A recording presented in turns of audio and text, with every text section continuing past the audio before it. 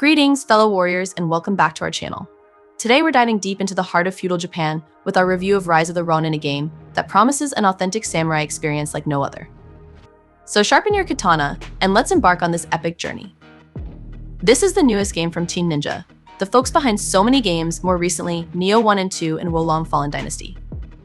They've kind of taken things they've learned from those games and set their ambitions on an open-world adventure in a cool historic setting. And while Rise of the Ronin is definitely, almost clearly flawed so far, I've been having a lot of fun with this one. There's a lot to it, a lot to explain and break down, so before we do get into it, just the usual disclaimers: we've been playing a review copy on PS5, that's where this footage is captured, and it's running in performance mode. And this video is spoiler-free, so don't worry. Right off the bat, Rise of the Ronin captivates with its breathtaking visuals and attention to detail. From sprawling landscapes to intricately designed armor, every aspect of feudal Japan is meticulously recreated, immersing players in an authentic samurai world.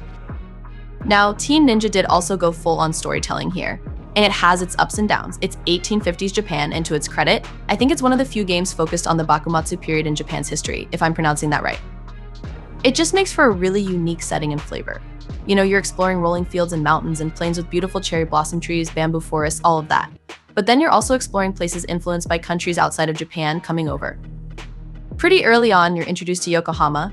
It's a metropolitan city with a mix of Western and Eastern cultures, and people walking around and architecture that is unlike anything I've seen in a game before. Without spoiling much, you create your own character in a pretty damn good character creator.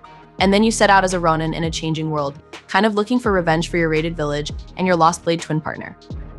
But you quickly get wrapped up in local politics and all kinds of stuff. So there's a whole tale here with branching rewards and storylines because you choose who to embrace in this world. But what truly sets Rise of the Ronin apart is its combat. Drawing inspiration from classic samurai films, the combat mechanics are intuitive yet challenging, requiring precise timing and strategic thinking. Whether you're facing off against a lone swordsman or engaging in large-scale battles, every encounter feels intense and exhilarating. This game is messy, and it throws the kitchen sink at you. Systems, skill trees, weapons, alliances, character bonds, a ton of stuff. I'm going to try and break down at least most of it.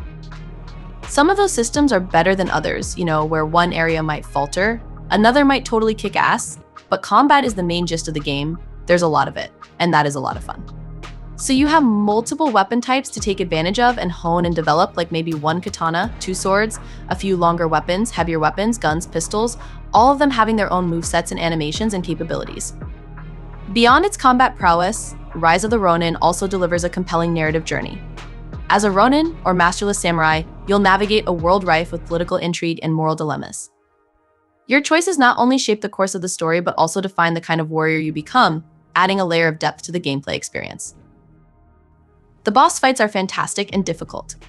In true Team Ninja style, they move fast, force you to learn their attacks and reward you for using advanced mechanics you can just dodge and punish, as you would in most Souls-like boss fights, but you'll be missing out. The game is open world with stuff to do and quests and side quests to follow. You can track them all in the pause menu. Now, throughout the world, there are bonfires that you can hit that you can cash in your souls that you get from killing enemies. Although with this, it's called karma. So just kill some enemies, run back to the nearest bonfire flag you can find, click it and cash that stuff in to unlock some skill tree points. It's a skill tree that relies on just regular skill points and specialized points for each of the trees like dexterity, strength, etc., and it works really good. It's a solid, satisfying skill tree with meaningful upgrades that I actually really liked. And let's not forget the sheer scope of the game world. Whether you're wandering through bustling villages or traversing treacherous mountains, there's always something new to discover. From side quests to hidden secrets, Rise of the Ronin offers countless hours of exploration and adventure. The game is really satisfying head pops, and arms getting chopped off and stuff that make you really feel lethal. And yes, the game is challenging, it's more accessible because there's so much to do and explore and get stronger, and you can take your time. In conclusion, Rise of the Ronin is a triumph of samurai gaming, offering a perfect blend of stunning visuals, immersive gameplay, and rich storytelling. Whether you're a fan of Japanese history or simply crave a thrilling adventure, I sadly cannot recommend Rise of the Ronin. And I say sadly because I wanted this to be great. This game has everything I'm looking for in the title: a big open world in a really interesting setting, melee combat with ranged and stealth options, a lot of loot with pretty cool outfits and weapons you can find, but it's all part of a very incoherent package with a story and characters that do not make sense. Yes, there are insane difficulty spikes that become frustrating, and performance and fidelity is just not acceptable in 2024. It's kind of baffling that this is a PlayStation 5 exclusive. It's always the same structure. Kill every enemy you see, including optional mini-bosses for an extra reward, and fight a big boss. At the end, there is a variation where they say don't actually kill the enemies, so then you have to go unarmed and knock them out. But apart from that, it's all the same, and this does not only make the game very predictable, but it also really hurts the story. I of course don't want to share any story spoilers, but the weirdest things happen during these main missions. I really at one point just could not find a good reason to play this game anymore. So what are your thoughts and what you think about this game? Share your opinions in the comments below, and don't forget to like, subscribe, and hit that notification bell for more gaming updates. Until next time, happy gaming.